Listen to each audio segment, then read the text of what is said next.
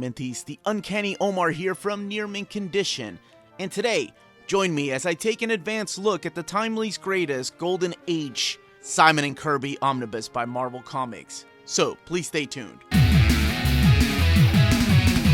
Okay, now before I get this overview started, I'd like to say a quick thank you to David Gabriel and the fine folks at Marvel for sending me an advanced copy of this book. And here's a quick word from our sponsor where you can get the book when it comes out. This episode is sponsored by cheapgraphicnovels.com, your online home for brand new graphic novels and collected editions up to 50% off the cover price. Cheap Graphic Novels prides itself on packaging your books so they arrive safely and in excellent condition, as well as prompt and helpful service. And check out their bargain bin for even greater deals up to 90% off cover price. And for you Minties, Cheap Graphic Novels is running a special promotion. If you're a first-time customer, let them know you were referred by Near Mint Condition at the checkout, and you'll receive a credit for free shipping on your next order. Now, this is only for U.S. customers. Cheap Graphic Novels, your source for the hottest books with the kind of deep discounts, quality shipping, and customer service that will keep you coming back for more. Okay, now let's look at the design of the book. It is very similar to the way that the timeless greatest Golden Age Submariner stories are. That we have the banner up here and down there. And then let's look at those spines together. That's all I ask for. It's just some kind of uniform on your spine, so they look great on the bookshelves.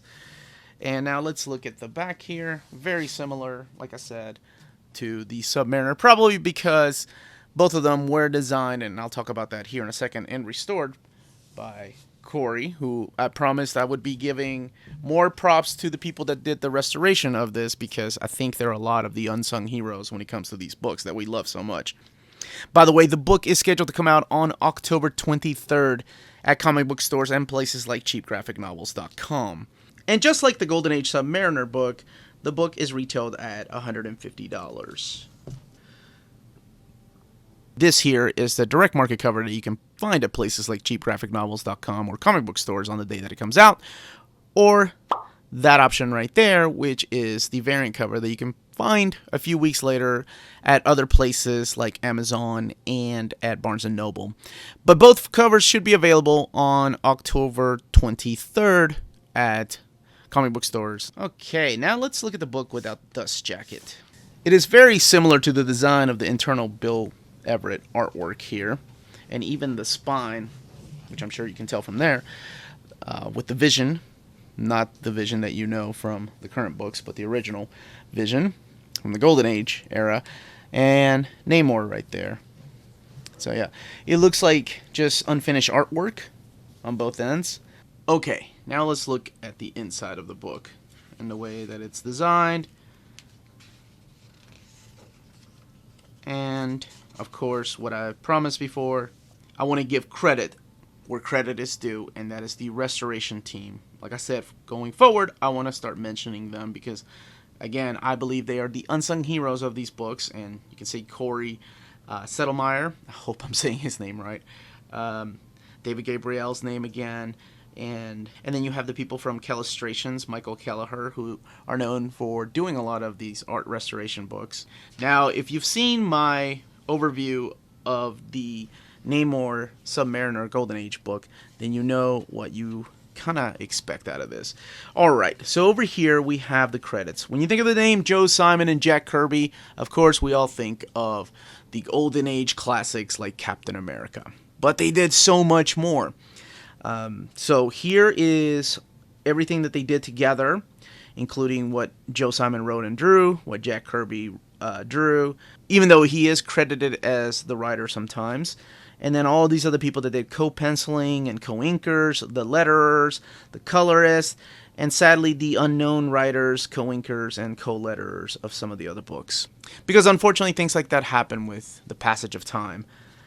Not enough credit was given to the people back then, so it wasn't on anybody's records. Okay, and here is the table of contents. You have this beautiful, wonderful introduction by the I don't even know how to describe him, the majestic Jim Steranko. If you've ever met him at a convention or if you've ever seen videos of the man, I think that is a way to describe him. Mr. Miracle himself, Jim Steranko. And he has this wonderful 8-page introduction about how he was friends with Jack Kirby, how this is actually a picture that Jack Kirby drew him. Now let's look at these books here. We're starting it off with Daring Mysteries. By the way, these books take place in the early 40s, like from 1940 to 1942 is when these stories took place. So one might think, because of the cover, why am I going to get this? Because I already have the Golden Age Captain America Omnibus. Well, and that's a fair question, because I had that book too. And I will tell you right off the bat that this book looks a lot better, and I don't know why. Not that the Captain America Golden Age Omnibus, maybe because I sold it off a few years ago, was bad looking. It was just, for some reason, the colors in this restoration look really sharp. So I want to just show you some of the stuff, and why I enjoyed Jack Kirby's Captain America. This is the kind of stuff that I enjoyed reading for the first time, and that is stuff like Trojak, the Tiger Man.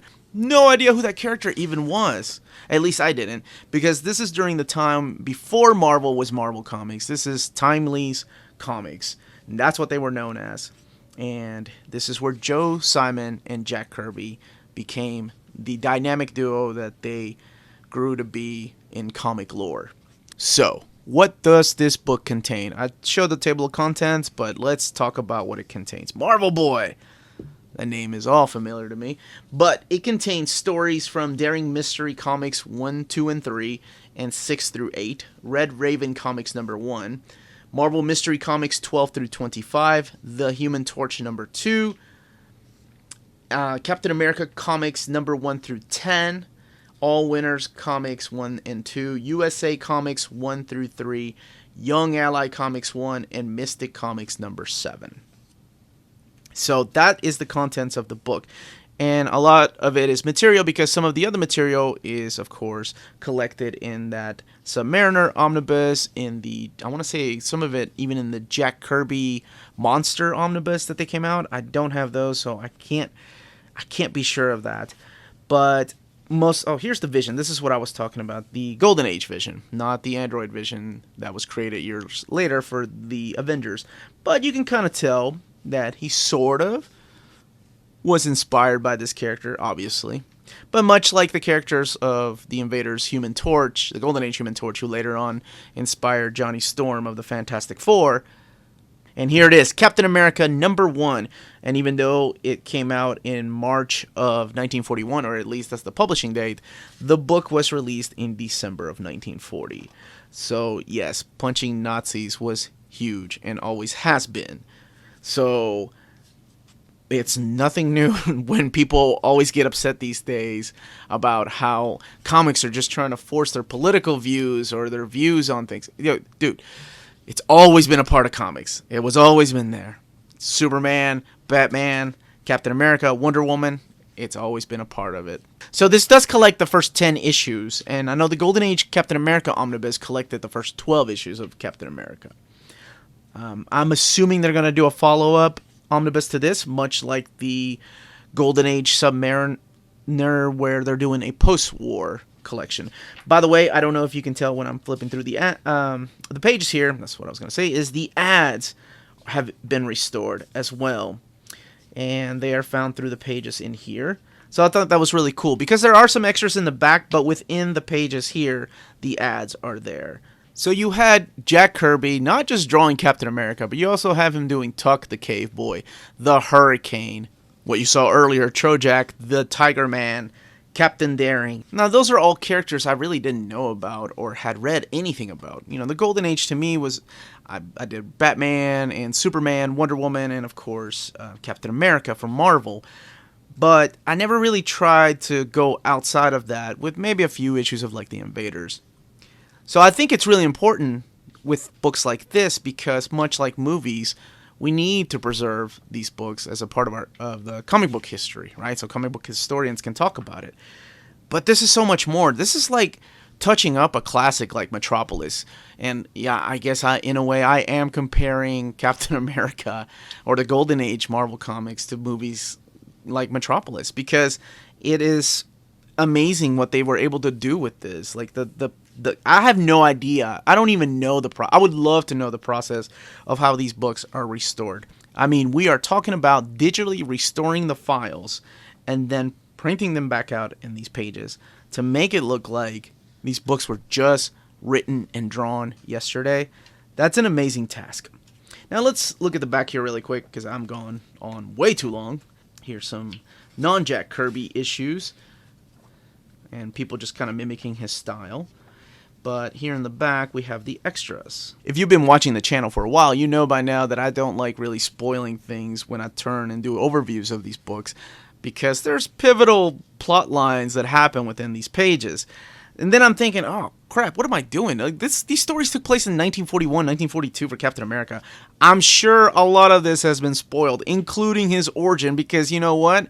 It's crazy, but it's the exact same origin just about that we've had in every retelling of his origin, including the movie, which goes to show you that, damn, that was a good origin to begin with. All right, let's look at the extras in the back. So you get covers and newsletters, and here's a copy of the badge and the Captain America Sentinels of Liberty card, the bulletin boards by Joe Simon. And then you get uncolored artwork. And then when Captain America was reprinted in the 60s, these are the covers that it wasn't just Jack Kirby, but also Gil Kane and Larry Lieber drew. And here are the covers to the reprints of the stories in the original trade paperbacks, and then the trade paperbacks that came out in '98. Is that Kevin McGuire? Shit, that's Kevin McGuire. I love that dude's artwork, and it still stands out. And I hope they have the... Yeah, cool. Okay, so this is the variant cover to the Omnibus that came out. And that is the cover to the Masterworks. And man, that is gorgeous. That is Captain America Sam Wilson #7, Captain America Comics #1 variant from 2016. And the back, let's look at the binding really quick. 884 pages of sewn binding. And that's why the book is easy to read, as you saw me turning the pages, even when we get towards the end of the book. And that's what you want out of a thick book like this. And that was the contents of the book. Let me know in the comments down below if you plan on picking this series up, both the Timely's Greatest Submariner and Simon and Kirby Golden Age. And I'd love to know which cover you're going to get, whether you're going to get the variant cover or the direct market cover. And if you're not picking it up, let me know why. Is it because you already have the Captain America Golden Age Omnibus and that's all you want? Or if the Golden Age is just not for you. Again, this was the Uncanny Omar. Thank you very much for watching. Check us out on Patreon if you enjoy the content of our channel, where we have early access to videos, much like this one. And we also have a poll every month as to what the next reading comprehensive order I should do is. Don't forget to hit that like, subscribe button.